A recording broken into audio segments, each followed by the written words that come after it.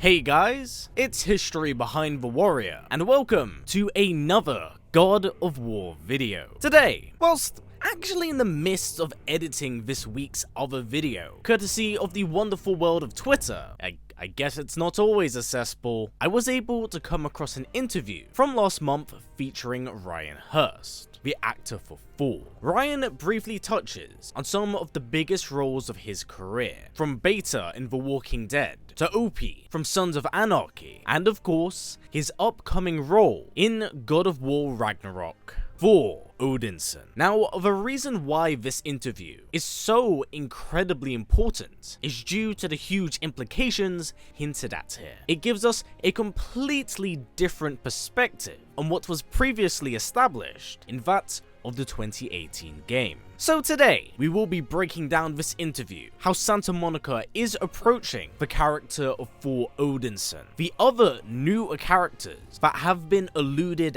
and referenced to, and finally, how could we possibly see this all unravel in the twilight end of the gods. Also, if you want to watch this interview in its entirety without my own commentary here, I will have it linked in the description below. But before we do begin, as always, I would super appreciate it if we could first get this video to about 500 likes. It's a small and minor thing, but honestly, it goes a very long way. Not only for this video, but this channel out as a whole. And if you like what we do here and wish to see more, please don't forget to subscribe, as well as tick that bell. But before we touch on this interview, here is a quick message from today's sponsor. Raid Shadow Legends, the handheld mobile game, has once again taken the world by storm. With its numerous team structures, 100 different artifacts, and over 600 champions, it really does give you a ton of variety to play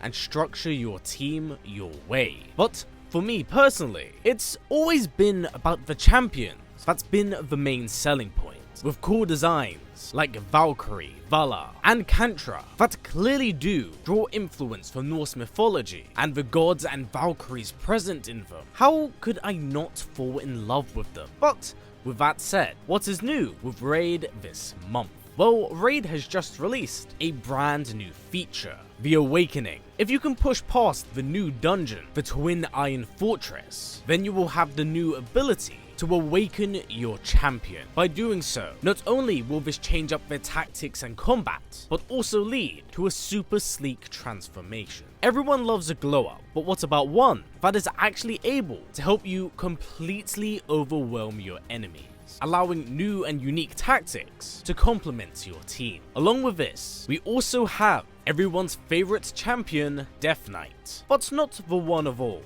Now given a completely new transformation of his own, he is a legendary champion, stacked like a walking Terminator. And, well, he's free. If you log in for the next 7 days, before October the 27th, you'll be able to add this scaly boy to your collection. There's never been a better time to start. And with the DK Rises promo code, you'll get a bunch of free extra goodies to level up your new champion to level 50. If you're new and want to get started, please click on my link in the description below or scan my QR code to get a free $30 head start. This includes a free champion, Aina, 200k silver, 1 energy refill, 1 XP boost, and 1 ancient shard, so you can summon an additional champion once you get in game. And all of this will be waiting for you here. Anywho, without any further ado, let's get back to the video. In this interview, when Ryan is asked about Thor and what makes his depiction of the character so incredibly unique compared to the others, he says the following. So, the way I presented him was, he has a bit of pathos to him that you wouldn't necessarily expect, that there's some relationships that they investigate with his father, his wife,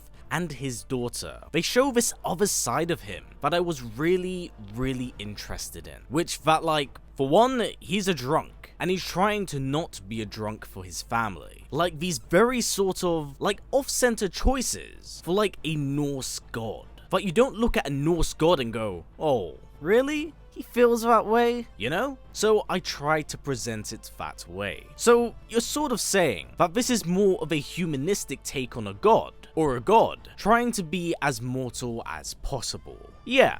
Bloody hell. Is there actually a lot to unpack from this interview? Because it says a lot about Thor's character that we previously had absolutely no idea about. Whilst in most common depictions of Thor, he is seen in a heroic light, being a figure of strength, power, and heroism in the God of War universe. Things are flipped upside down, with the Odinson having cast any of his heroic attributes away, and being branded as the tyrannical, bloody bastard of Asgard, even outdoing his father with the amount of bloodshed on his hands. Mjolnir has gone from a gift of the gods to the equivalent of the Grim Reaper's scythe, now symbolizing an omen of death. And it's hard to see how that isn't the case, as many tales of Thor have foretold him spiraling into a drunken rage and killing any unfortunate being to have crossed his path, whether that's been giant, mortal, or even family. It seems like no one is safe from his anger, but that is what I also believe ties back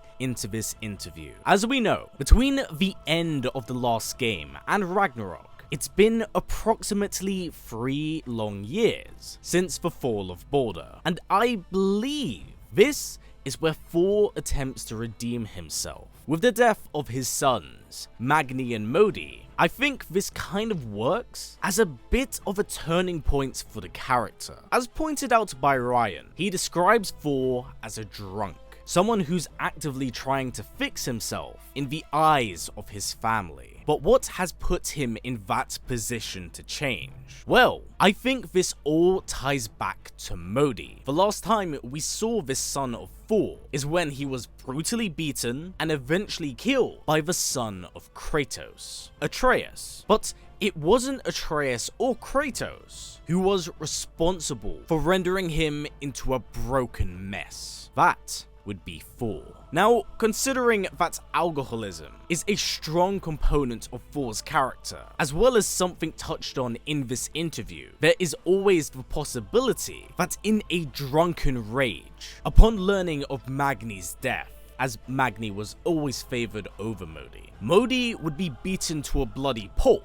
An attack so vicious that not only did he have to escape Asgard, but retreat to the realm of Midgard. With this now all taken into account, how could this impact the narrative? Well, in this current iteration of God of War, where gods are humanized, we're not only able to see that side of these characters, but understand the consequences of their own actions. For Freya, it was the protection of her son that would strip him of his humanity, and in turn, eventually strip her of her heart. For Kratos, it's his secrecy of Atreus' heritage that nearly brings an end to his own son. I think that this same idea and concept will be passed over to Thor here, showing how alcoholism and abuse can really poison someone's family, changing someone into something they simply are not. It's a very heavy-handed topic, mind you, but one that I believe works in line with what this series of games is aiming for. It goes back to what was said in the interview with humanizing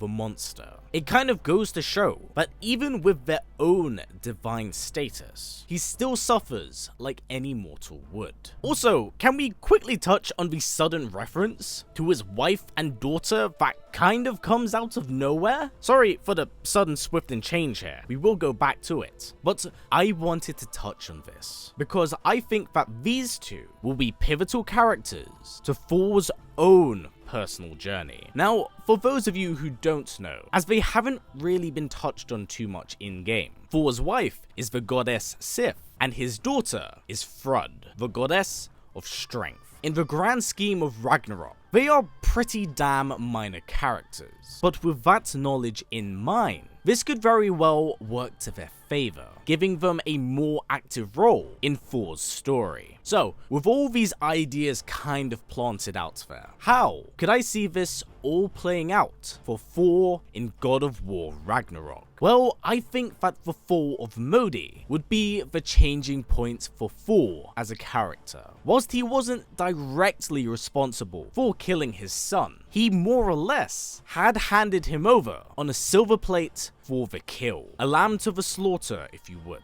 And whilst Thor didn't favour Modi, at the end of the day, it was still his blood that was taken from him. And I think with some careful consideration, the idea of abandoning his drunken ways would be planted into his mind, not fully followed through on. That is, until approached by Sif, Thrud, and Odin. With Fimbulwinter underway, I think Thor would attempt to become sober, trying to embody the values of his mythological legend. Maybe going as far to shun the bloodshed of his past and move forward as a family man. Now, if you can't quite tell, I'm purposely wording and setting things up to directly mirror what Kratos has done. Touching back on the words of the interview, this is more of a humanistic take on a god, or a god trying to be as mortal as possible. Something I think that Thor is attempting to replicate, as that is something that Kratos was able to do. So if Kratos can do it, what's to say that Thor at the very least couldn't try? But I think this is where it all starts to fall apart. Once Ragnarok begins and the battle starts to linger, I feel like the pressure of battle and the demise of his allies would eventually cause Thor to break. And with a gullet full of mead, this is where the monster we learned about starts to come forward. And I think that's what allows his story to have a sense of tragedy to it. Because in a way, it is us, the player, that pushes him to his breaking point and has him turn to his demons. It is us simply playing the game that pushes this fatherly side back and brings the worst possible version of himself forward. Now, yes, you could 100% say this is all too deep and maybe too heavy-hearted of a topic to really bring into game, to which I can most definitely agree. But one thing I want to touch on is what I pointed out with Freya and Kratos. Consequences. Consequences of one's own actions and the repercussions of them. And with the narrative focus, not just revolved around Ragnarok, but also the very young Atreus. Thor's descent into an alcohol-driven rage may be inadvertently caused by Atreus killing Modi. But again, this is all just a theory at best, but one I wanted to construct that would make sense and encompass the value of the Norse series of games, as well as the humanization of these gods. This interview really does help shine a light on what exactly they are looking to capture with Thor, and the tragedy behind this monster. With that said, there's simply no denying the horrible acts he has performed in his past, killing his own mother and drowning the blood of innocents across the land of Midgard. But what's to say that Kratos is so different in that respect, as our very somewhat hero and protagonist is responsible for his own cataclysmic devastation. So with this in mind, I now present you all with the question of, who would you say is more guilty of their own sins? Kratos or Thor? Please do comments down below. I do hope you have enjoyed this video and this pretty in-depth exploration of Thor. This was really fun to make as well as piece together. There's just so much that's kind of out there right now. So I hope by linking them together, it's able to paint a very different and very interesting picture of Thor from just someone that was fueled by a drunken blood rage. I like what they're doing right now, and I can't wait to see the end product. But for now everyone, this has been it for me. So as always, stay strong, stay well, and keep on fighting as Ragnarok comes for us all. Take care everyone, I'll see you soon.